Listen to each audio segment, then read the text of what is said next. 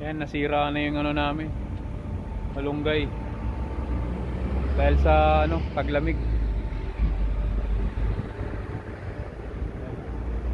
Pero sabi nila, pag tapos ng taglamig, babalik naman daw sa dati to.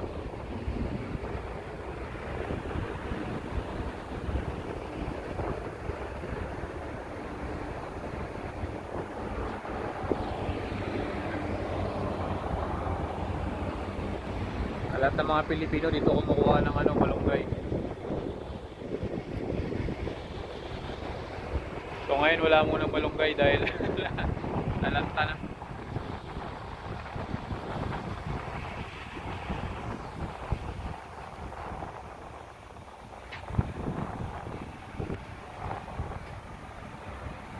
Ito siya, natuyo na yung mga dahon.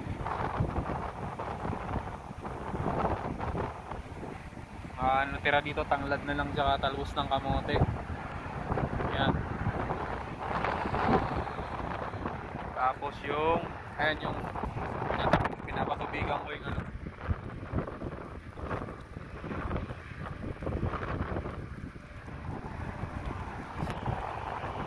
yung ano, lagbati. Saka yung sa kapila kangkong. Hangin. Ayan yung kangkong guys.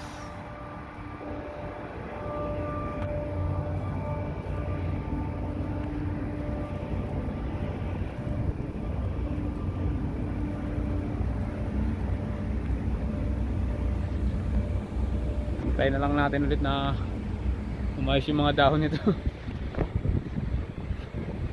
Ayan.